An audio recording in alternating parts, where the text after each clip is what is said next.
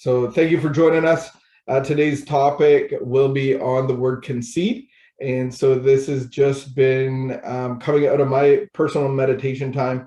And so we've heard this word admit. Have you ever admitted anything? Did that change the course of the direction?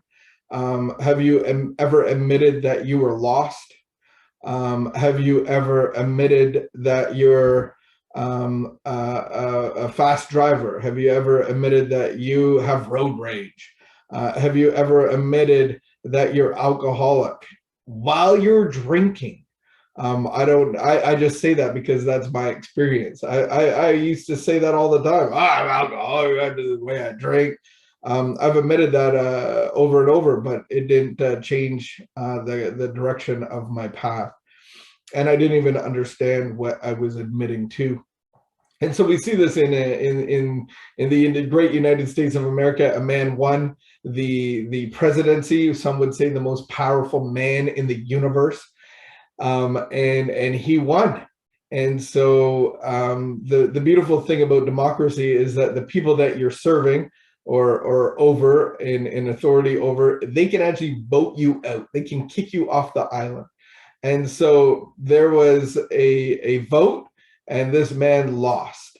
And he probably admitted that he lost, but he never fully conceded. And so in the new electoral process is that there is the loser has to concede his spot. The loser has to make a concession speech. And honor and rally the country around the new leader. That's the goal of it. And so this man, I believe, finally conceded. I don't think he brought up a name. I don't think he rallied the country, but he did concede. So the difference is I can admit something or I can concede to it. So conceding is actually being able to reluctantly change my mind. The admission is more of a confession. It doesn't necessarily mean that my heart and my mind has changed. I'm just kind of admitting to the truth. So this conceding part is really starting to have a mind and a heart change. And I think for a lot of us, we never started there. Through enough beatings, through enough consequences, through enough physical things that have happened to us and people leaving us, we've admitted that we need help, but we don't really know what that looks like. We don't really know what the problem is. We don't really know how to address it or what the opportunities are or what the available help is. And we've tried therapy, we've tried marriage counseling, we've tried psychotherapy, we've tried anger management, we've tried different things and included medication in all of them at some level. And we've tried to come up with these solutions that would solve my problem. It's very hard to solve a problem just by admitting to it and then trying to include resources that make sense. And so many of us have not been able to solve the problem because we're applying a solution to a problem that is not what the solution is for.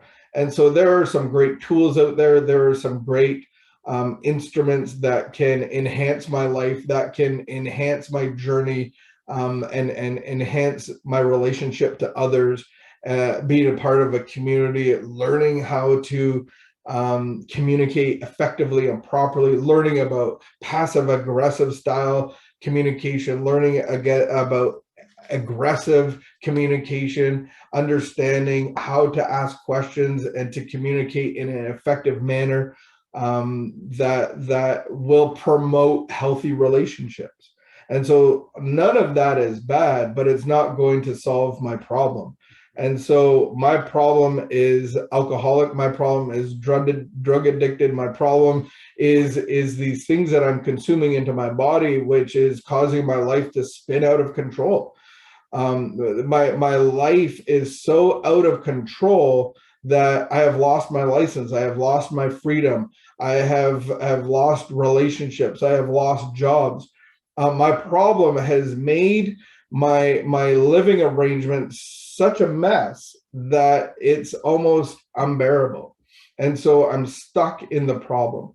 And so with that understanding, I actually don't even understand what the problem is, because I always thought my problem were the things that I was ingesting, the alcohol, the drugs, all of those things. That was my problem. And it was causing my life to be a tornado at the very best. And it was chaotic, and it was unmanageable. It was at best. I would have glimpses of peace while I was sleeping, and I would wake up and hope for a new day with a new result, without the hamster wheel going 100 miles an hour. I don't know if you've ever had hamsters. We acquired a couple of hamsters. We named them appropriately. I forget their names, but the kids named them, and they're so lovable. They're so fuzzy, and they're so, like, they have straw, and they have a little wheel, and they have this little thing they eat on, and you just watch them, and you're like, these are beautiful creatures. This is God's creature.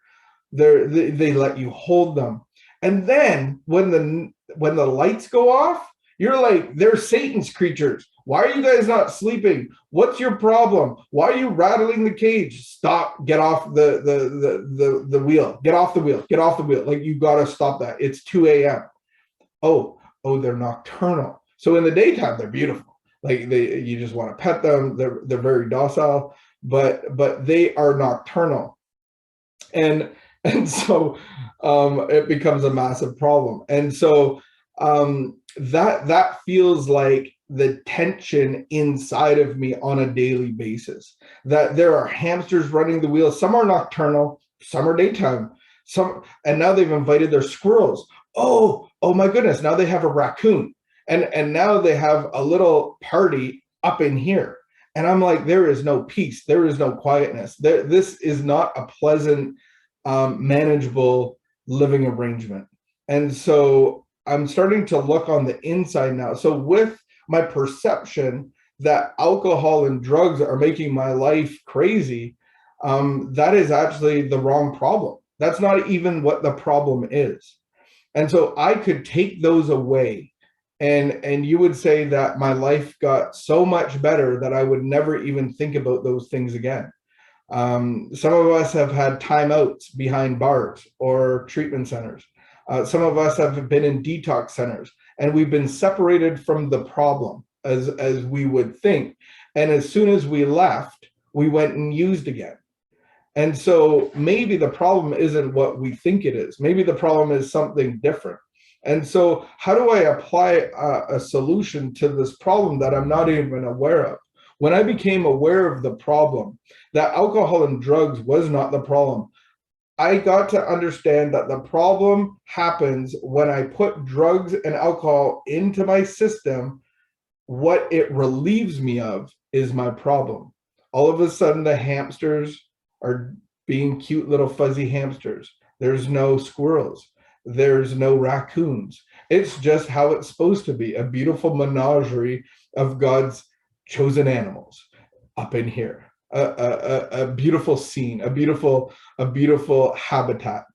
And so when I use these substances, that's really, I can understand what my problem is by what I'm being relieved of. And so knowing the problem and admitting to something can be very different. So really knowing what the problem is, but then being able to admit to it and then concede to it is two different things. So the concession is, or what the problem is, maybe I'll say that first. What the problem is something that I'm not controlling. So I come to understand what my problem is through drugs and alcohol, that when I put it in my body, that I am physically different than other people. It produces a craving for more of that. It's like when I drink salt water, my mind is like, okay, there's too much salt. Let's produce a thirst so he drinks more water so we can dilute it so we can pee out the salt. That's what's happening with me with drugs and alcohol. When I put it in my body isn't being able to dispose of it effectively, so it demands more of it. And so I am more thirsty on beer number 3. I am more thirsty than beer number 3 as beer number 5.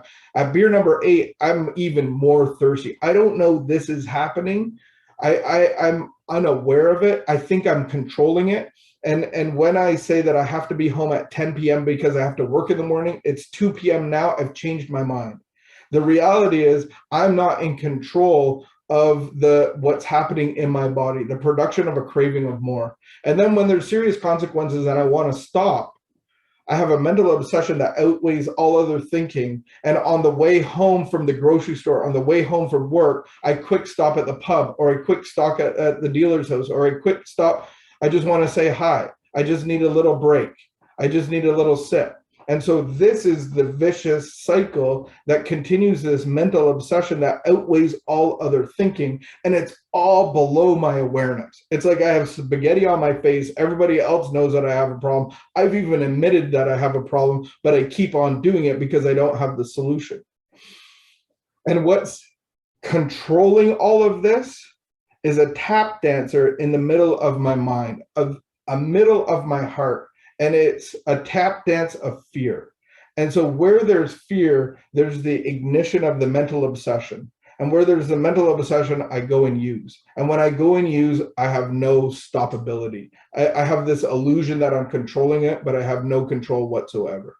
And so that is the real problem. And but I did therapy. I've done some jail time. I've had marriage counseling. I've lost my license. I have children. I've got careers. Like, what else could there be? Like, I've exhausted everything. I've been homeless. I've been couch surfing. I've owned a home. I've owned cars. I've taken the bus. What else would I have to do? Like, do I have to get a lobotomy to solve this problem? And so I have to finally agree and admit that I am beyond human aid. There's nothing that human aid and medication can do for me. I have to come and admit that I have no power to run my life, and I am beyond human aid. And so I need a spiritual solution, because now I've understand that alcohol and drugs aren't my problem. It's the spiritual tap dancers that are tap dancing in the name of fear that are running my show. They're not running the show, they're driving the show. They're slave drivers. So I'm a slave driver of fear, trying to get relief through drugs and alcohol to manage my condition inside. And so when we look at this first step, when you come into the rooms, you see a beautiful placard, and it's step 1 through 12. This is just an outline of the step. And it says, we admitted that we were powerless. And then what does it say? It says our lives had become unmanageable. So it doesn't say alcohol has made my life unmanageable. It's suggesting that my life was all unmanageable to begin with, and alcohol was my manager. And that makes total sense. I can admit to that all day, going like, okay, there's a physical issue, there's a mental issue, and there's this spiritual issue which is driving everything. And I'm looking for relief, and I'm looking for answers, and I can't keep getting the answer that I don't have the right question to, because it's kicking me in my butt, and I keep doing the same thing over and over and over again. There is no hope in that. That is a hopeless condition. When I know that tomorrow will probably be the same as the last day, this insanity of doing the same thing over and over again, expecting a different result, that's fear-based. That's not hopelessness, because I'm actually in the expectation that something will change today. I got to the point where I was hopeless, doing the same thing over and over again, pretty sure and understanding that I'll get the same result. And it's misery, it's depravity, I'm living life without even choosing where I'm going today. It's a horrible situation to be in, and coming to the place where there's no way out, there's no human aid except to take my own life. That's where I got to. So I have to really understand the problem, and admitting it is not enough. Knowing what the problem is not enough. I actually have to concede to it. So reluctantly changing my mind to go, I am beyond human aid. I don't know what to do. I need help. I need help more than any human can offer me. And so we think that is the first step we admitted. But let me read you something. Most of us, on page 30 of the Big Book of Alcoholics Anonymous, the Bible for Dummies, it says most of us have been unwilling to admit we were real alcoholics. So the real part is that I have a physical issue. I'm abnormal to everybody else. When I drink, I can't stop. And when I stop, I keep going back to it. I'm physically and mentally different than other people. No person likes to think he is bodily and mentally different from his fellows. Therefore, it is not surprising that our drinking careers have been characterized by countless vain attempts to prove we could drink like other people, or think like other people, or have adrenaline like other people, or eat sugar like other people, or eat like other people, or fill in the blank. The idea that somehow, someday, I will control and enjoy my drinking. That is the delusion and the illusion that I ever got joy out of it. The only joy that I got out of it is that the hamster show stopped, and I wasn't where it never stopped. I just wasn't aware of it. Is the great obsession every abnormal drinker. The persistence of this illusion is astonishing. Many of us pursue it in the gates of insanity or death. How many of us have been in a treatment center? How many of us have been in prison? How many of us have been in the insane asylum? How many of us have overdosed and died and then used again the next day or the same hour? How many of us have actually died in the last 2 years? It's countless. How many have had this great obsession and died because of it? Everybody on this call right now is living in God's grace just to be here. Because here's the first step. We have learned, many of us pursue it into the gates of death. We have learned that we had to fully concede in our innermost selves that we were alcoholics. We have learned that we have fully concede to our innermost selves that we were alcoholics. This is the first step of recovery. It's conceding. The delusion that we are like other people or presently maybe had to be smashed. We have lost the ability to control. We have lost the ability to live life on life's terms. Now we have to concede that I get to live life on God's terms. It's not about living life on life's terms. It's about living life on God's terms. So I am beyond spiritual. I am beyond human aid. I have to concede to that. I have to reluctantly change my mind and change my heart. So concession says, I will do this again because I don't have a choice. Admission says, well, I can't do that, but I continue to do it. So I get to this first step of actually conceding the presidential chair. And now I say, okay, I don't want my wife in that chair. I don't want my friends in that chair. I need somebody worthy of being the president over the region of John Ruby. And so now I want to invite God into that position. Now I want to invite a God of my understanding, not a God that I make up, but it's a God as I understand him today, a God that can combat fear. So this is a God of love, a caring God, a nurturing God, not a controlling God, a God of creation, a God that breathed everything out of his mouth.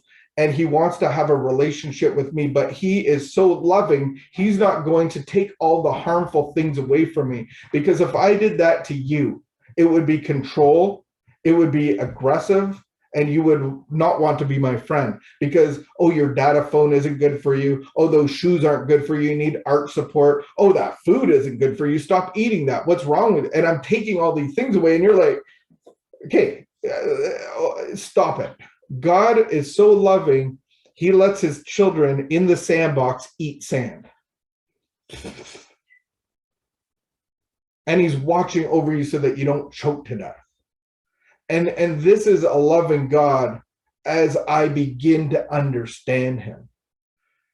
And I can have a relationship with him. So what's blocking me from this relationship? What's blocking me from his light and his love? Because I am being driven by fear. I am in the presence of the fear, the slave driver, the fear driver. And where there's God's perfect love, it casts out all fear. But there's this thing about consent. And so now I have to see what I need to see because I've never seen it before. So we in LifeLab do this inventory process, and we only need 3 or 5 resentments, and it will bring out most fears in your heart. And this will take a couple hours, and you're able to articulate all these fears that are blocking you from God, causing you to sin, causing your behaviors, causing the squirrels to go 100 miles an hour. They never sleep. They're nocturnal, and I don't know what daytime people are. They're just normal. And they're causing this internal struggle inside. And so we can look at these behaviors all day long, but they're rooted in fear. And so when I get into the resentment, I get to see the fear, I get to bring it out, and I get to bring it on the altar of my heart. And then I do this prayer, God, take the good and the bad, because I can't even tell the difference. My life is yours. I want to be useful. I want to be a part of your kingdom. I want to be part of your light. I want to be part of, have a purpose of leading other people into this relationship, like I have a relationship. And God can instantly take it away. And this white light experience doesn't mean it's not happening to you. It means you might not be even aware of it. And 2 weeks later, a year later, you're like, wow, I have this awakening that God is like the air I'm breathing. That's the awakening that we're talking about. We have these experiences that we all experience, but having this relationship that awakens us to go like, God is everywhere. And the only reason I'm breathing is because he's letting me. And God's grace and mercy and love are filling me. And I have been transformed into a new creation. And now I have a purpose. Now my life has meaning. And so that's the hope that we all have in recovery and a relationship with God, understanding the problem, being able to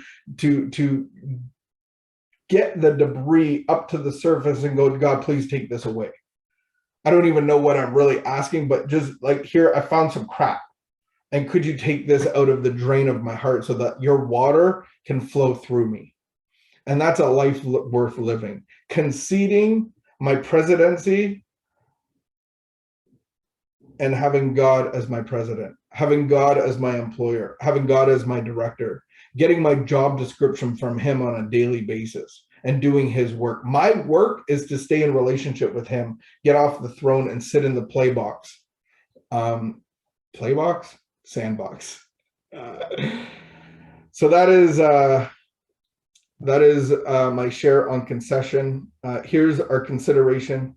Am I willing to accept any life not based on the spiritual life will live and end in an alcoholic style death?